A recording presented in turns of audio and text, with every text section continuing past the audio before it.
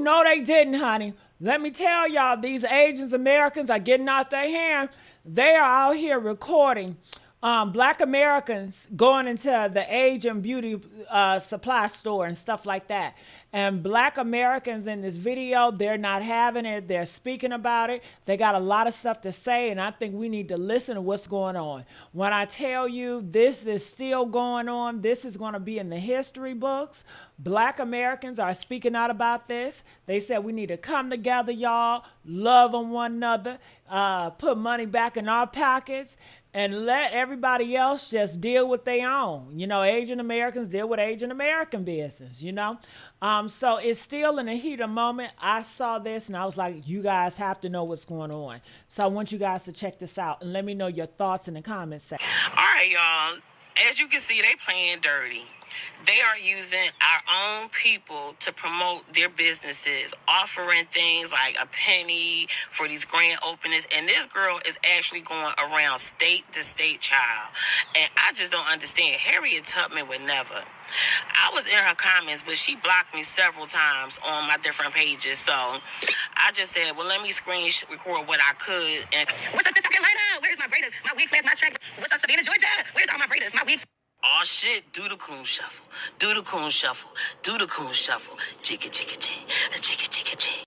And that's why I said that boycott shit y'all talking with them Asians ain't gonna fucking work. Because we have a black woman online harassing, bullying another black woman for doing her fucking job. For doing her fucking job. But that community, though, we supposed to come together. This is why I say black people, today's black people, this is why we can't get shit done. This is why we can't get shit done. Because y'all are so caught up in race emotions. Y'all don't move with no precision, unorganized, overly emotional, and then do stupid shit. Do stupid shit. Win the battle, lose the war shit. Consistently. That's how we move today. We don't move tactical at all. So instead of, that lady said she is partnered through someone else to do that for those people. First of all them fucking Asian stores and shit got to do is do a penny sale and y'all niggas gonna show up. It's about to be back to school. Y'all kids gonna have to get their hair done, all that shit anyway. Y'all bitches gonna have to get y'all hair done. Them box braids to go on them trips to Jamaica and shit. Them cruises y'all about to go on and spend that, use that credit card to go on. So come on now.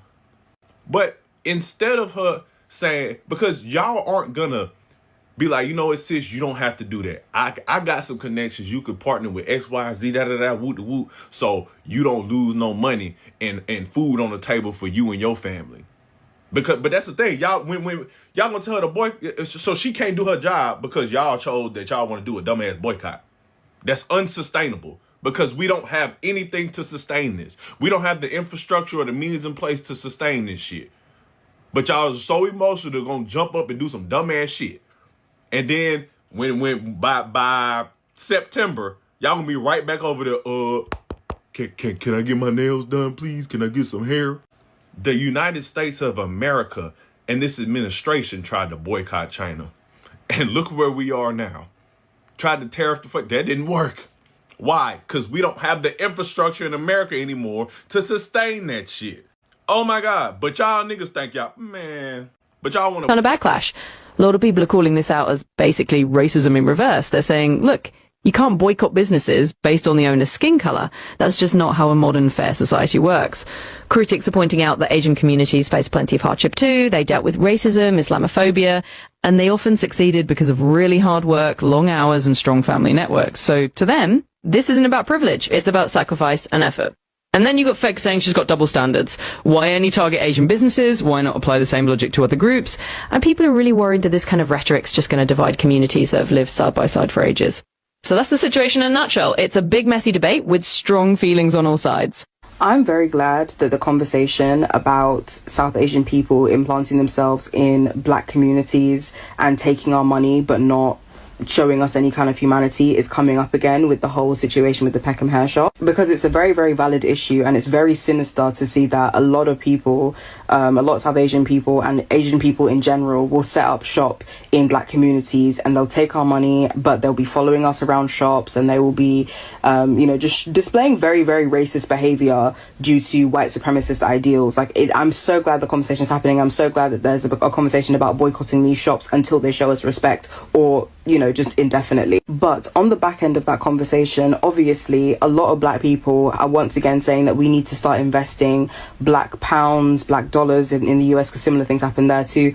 A lot of us are trying to start the conversation that we should be investing that money, our money, within our own community. And I just have something to say about it. Don't worry, I'm not saying that we shouldn't do it, because I love buying from black businesses. If there's a black business that does the same as any other business, best believe I want to buy from them first. That is, hands down, that's always what I want to do. I do believe that the black pound holds a lot of weight, and we should be investing it back into our community. So don't worry, I'm not saying. But what I am saying, and what I am begging from the black community this time, is please, can we have this conversation in earnest? Please, can we be serious about this conversation? Not about whether or not we're going to do it, because we can do it very easily, but about businesses within the black community and how they are run, because there are plenty of black businesses that have a good business plan, that have longevity in mind, that have good business, is it acumen? I think that's how it's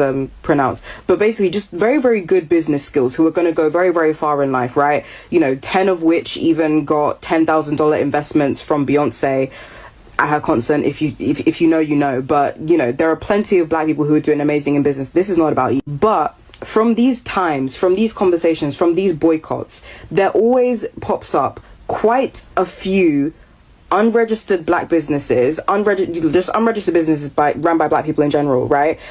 Just completely unregistered, that have bad business plans, bad etiquette, bad customer service skills. They don't know how to budget properly. They don't know how to, separate profit from how they need to be paying people, how they need to be paying themselves, all that kind of stuff.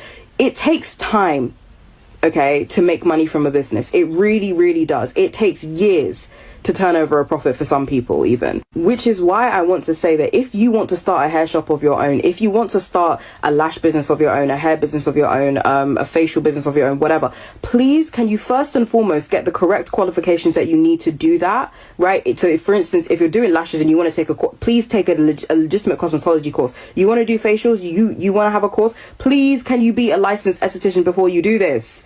If you want to open a shop, please make sure you have all of the right details before you do this. In the times of free AI, free chat GPT, they can make you a business plan.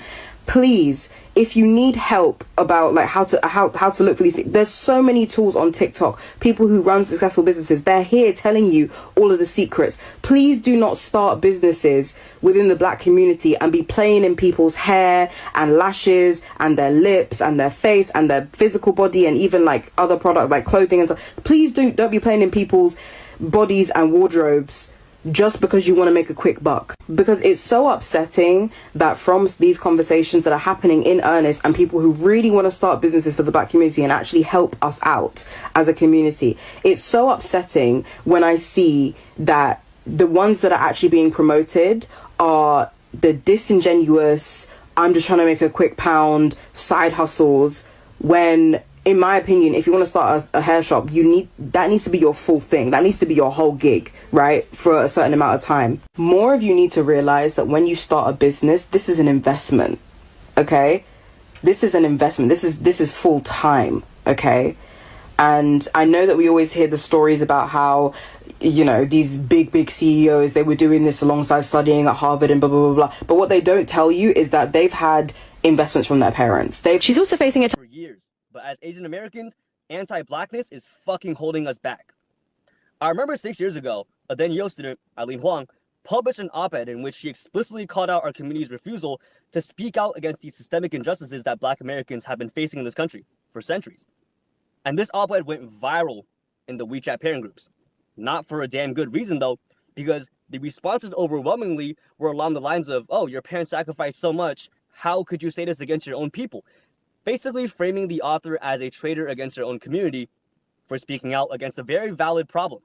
Now, keep in mind, these people are professionals, PhDs, people who have been experts in their fields for decades, yet at the same time, not being able to hold two truths at once and immediately getting defensive.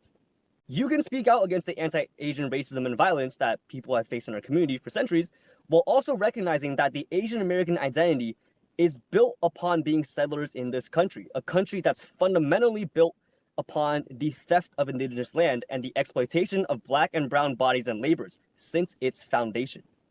You can be part of a community, love it, and be proud of your heritage, while also being able to criticize its flaws and wanting it to change for the better.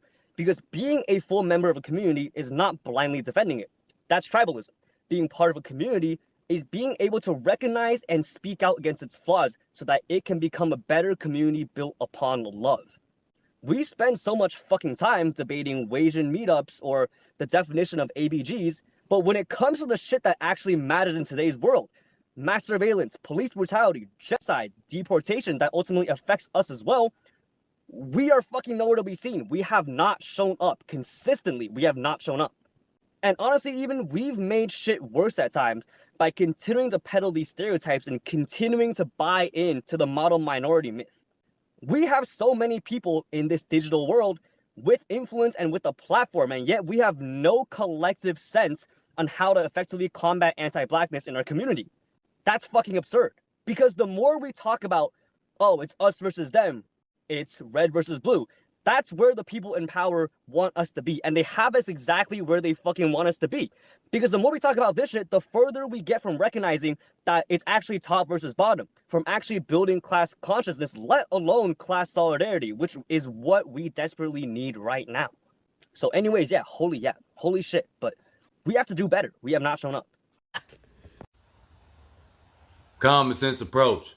Now, I know most Asian business owners are probably thinking to themselves that this situation with Black Americans banning supporting their businesses will eventually come to an end sooner than later, and it'll be back to business as usual. But to be honest with you, I don't think so. As you can see, these ladies getting it in, putting in work. I don't think so.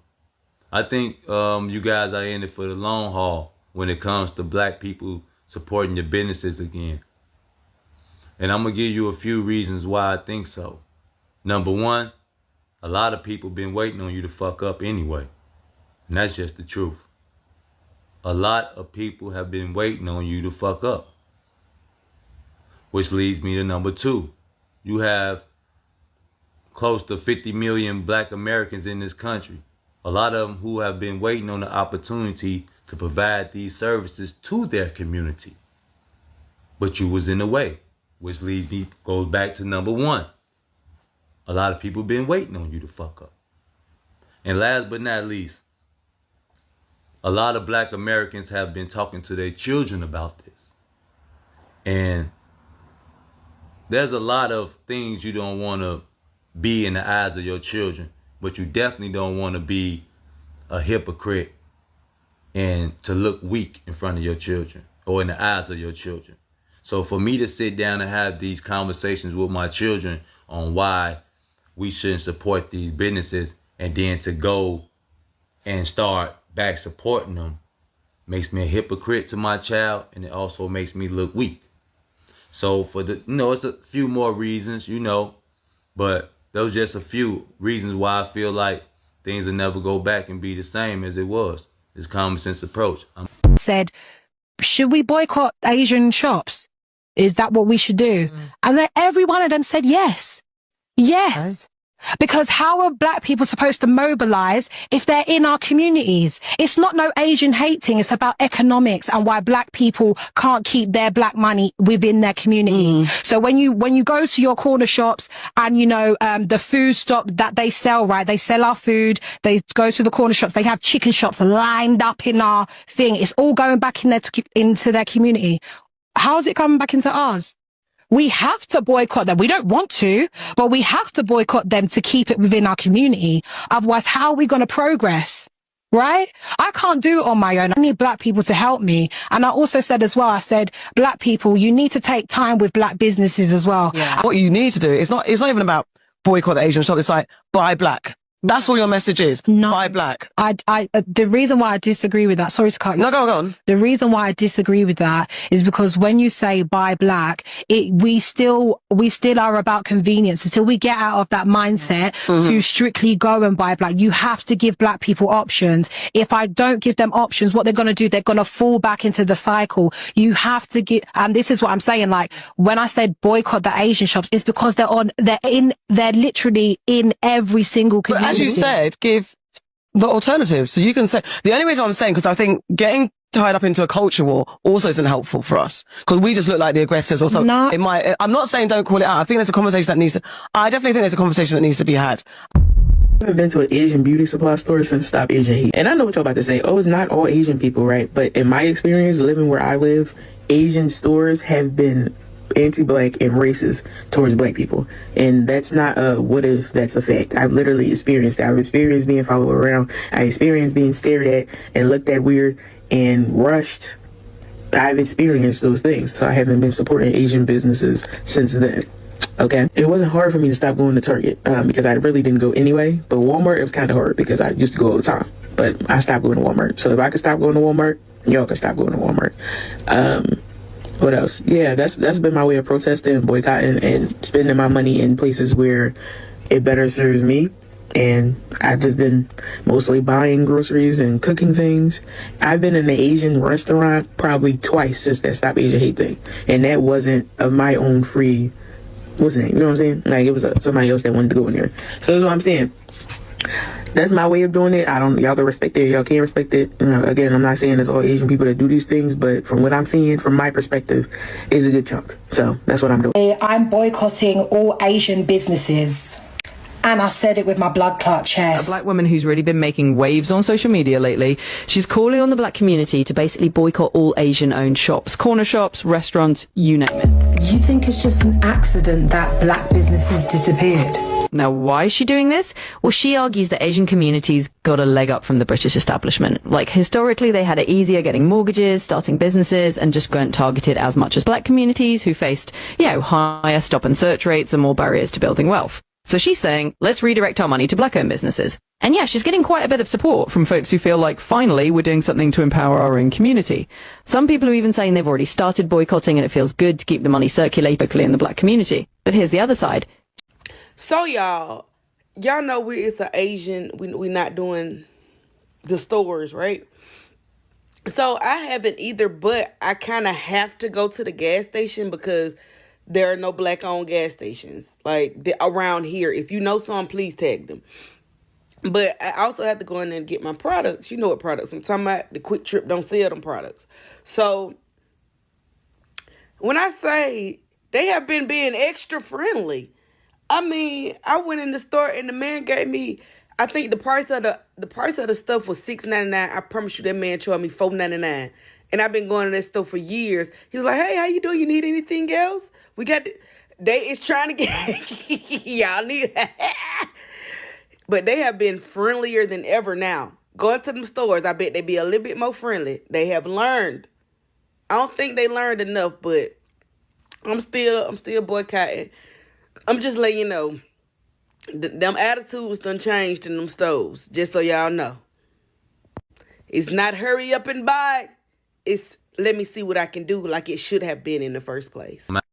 I've been saying this shit. Asian Americans were redlined from opening businesses in white neighborhoods because white people didn't want Asian Americans operating in their neighborhoods and didn't want Asian Americans profiting off of white people. But because the positionality of Asian Americans is weaponized to oppress black people, Asian Americans were being given loans to open businesses in black communities, even though black people were not able to receive loans to open businesses in their own communities. And as I've said before, as a result of this, black wealth is essentially paid out twice when it goes to Asian American businesses. Once when the individual pays for the goods or services, and then again when the Asian American business owner removes the profit from the community. Because usually people open businesses in their own communities, and this is mutually beneficial, where the business owner is making a livelihood off of providing goods and services to their community. And by being a member of the community, they're contributing and they're investing back into the community. This is an ideal situation, and that is not what happens with Asian American businesses operating in Black communities.